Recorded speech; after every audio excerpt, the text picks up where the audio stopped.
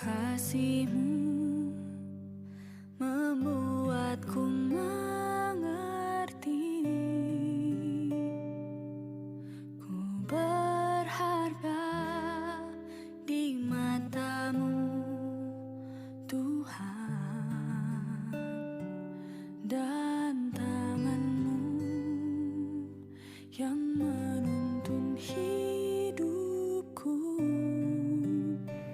Kasih karunia menyertai kamu dan damai sejahtera dari Tuhan Allah Bapa kita dan dari anaknya Tuhan Yesus Kristus. Amin.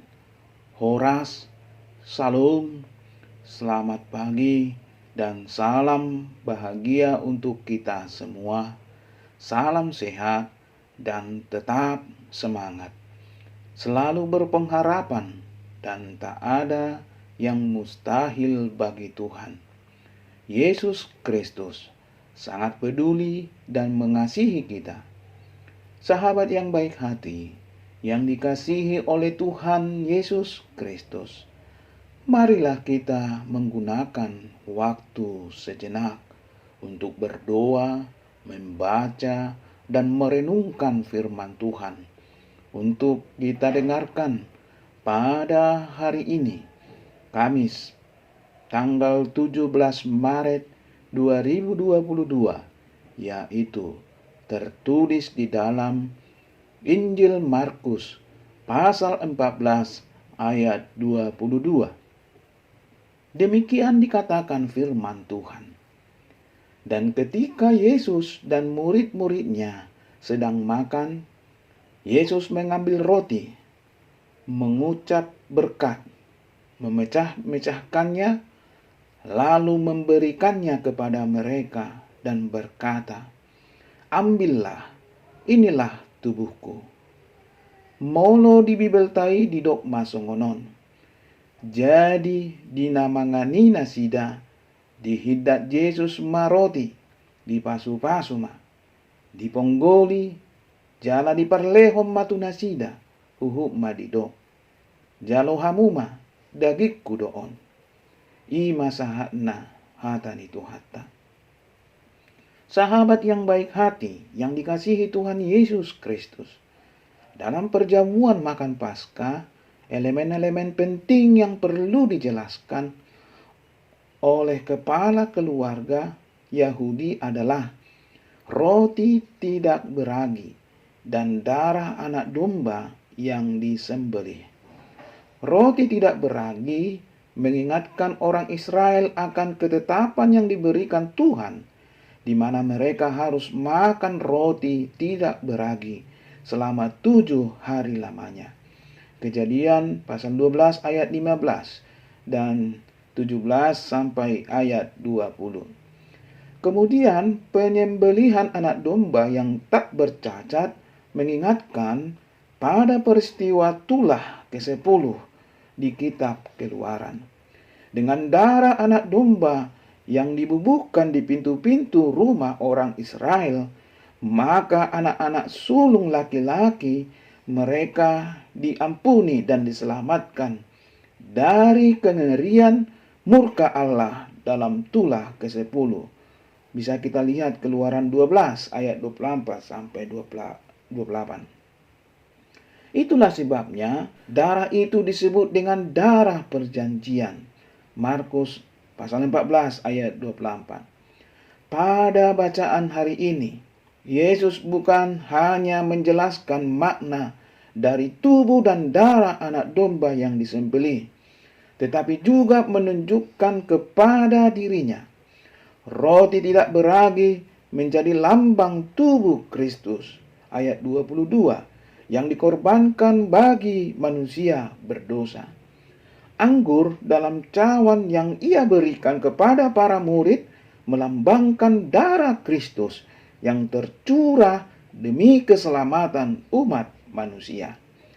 Kata tubuhku, ayat 22, dan darahku di ayat 24 itu juga mempertegas kematian seperti apa yang akan ia alami, yaitu kematian dalam penderitaan pengorbanan.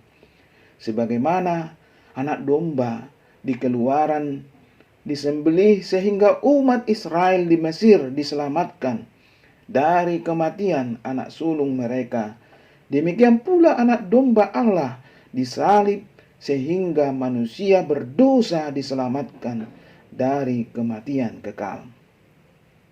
Ucapan Yesus dalam perjamuan Paskah tersebut menjadi acuan prosesi perjamuan kudus yang kita adakan di gereja. Tujuannya untuk mengingatkan kita akan pengorbanan tubuh dan darah Yesus yang Ia curahkan demi menebus dosa kita. Tubuh dan darah Yesus telah Ia korbankan bagi kita. Lalu, apa respon kita? Sahabat yang baik hati, yang dikasihi oleh Tuhan Yesus Kristus. Roti yang melambangkan tubuh Kristus dan anggur dalam cawan melambangkan darah Kristus itu dibagikan kepada murid-muridnya.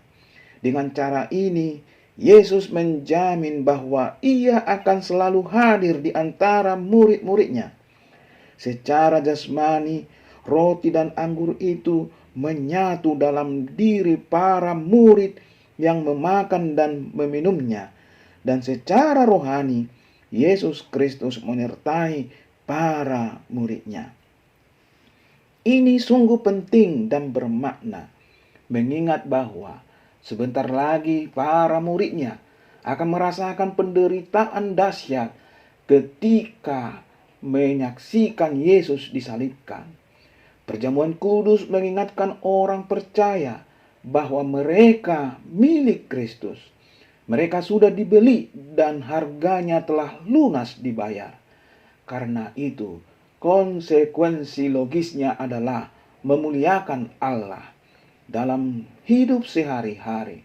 Perjamuan kudus hendaknya mengingatkan kita agar tidak menyia-nyiakan dan menolak kasih dan pengorbanan Tuhan bagi kita. Inilah makna baru di dalam perjamuan Paskah. Setelah ini umat Tuhan tidak lagi memperingati keselamatan mereka dari Mesir, tetapi mereka akan memperingati penebusan dosa mereka yang dilakukan oleh Yesus di kayu salib. Setelah ini umat Tuhan tidak lagi memperingati lambang penebusan Kristus, yaitu kambing atau domba berumur 1 tahun, tetapi akan mengingatkan Kristus sendiri yang telah menggenapi Paskah ini dengan menjadi korban, menjadi domba untuk disembelih. Setelah ini umat Tuhan tidak lagi mengingat persekutuan mereka di dalam perjalanan di padang gurun.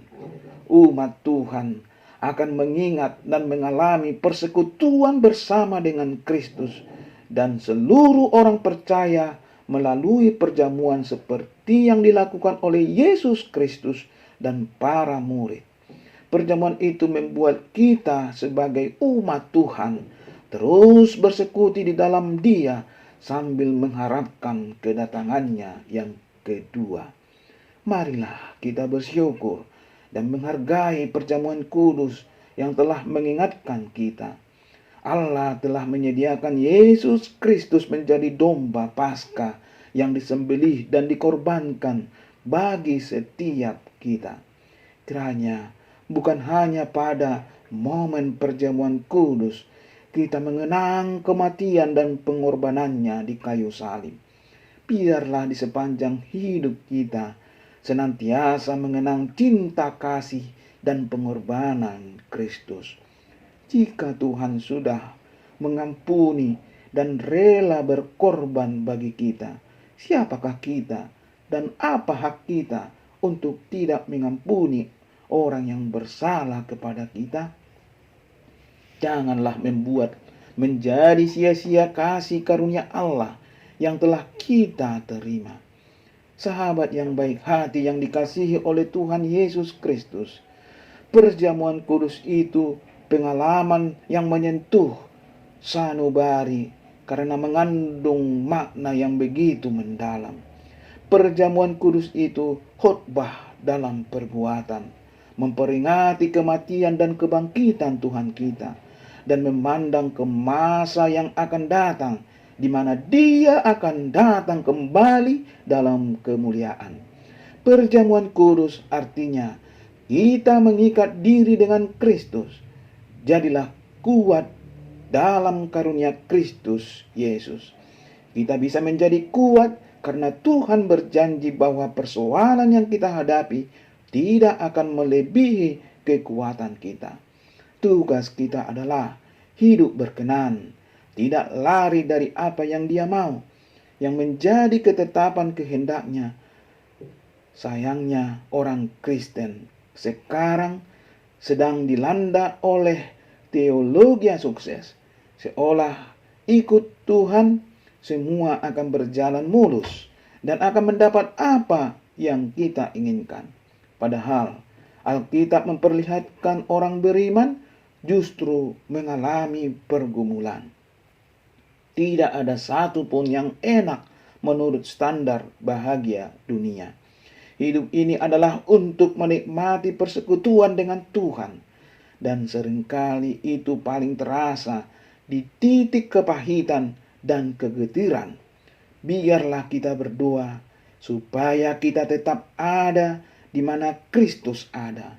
Biarlah Tuhan menolong kita untuk menjalankan apa yang Tuhan kehendaki di dalam hidup kita ini. Amin. Mari kita berdoa. Terima kasih Tuhan atas anugerah dan kasih-Mu yang begitu besar, yang telah menebus kami dan menyelamatkan kami dari hukuman kekal dan kematian selama-lamanya melalui anak-Mu Tuhan Yesus Kristus Tuhan kami, sehingga kami masih mendapat kehidupan hingga pada saat ini. Karuniakan kami Tuhan untuk selalu hidup berkenan di hadapan Tuhan, taat dan setia selalu sesuai dengan kehendak Tuhan. Ampuni kami Tuhan dari dosa kesalahan kami, agar kami menjadi anak-anak Tuhan yang berkenan di hadapan Tuhan. Terimalah doa permohonan kami. Di dalam nama Tuhan Yesus, Juru Selamat kami berdoa. Amin. Salam Horas. Padamu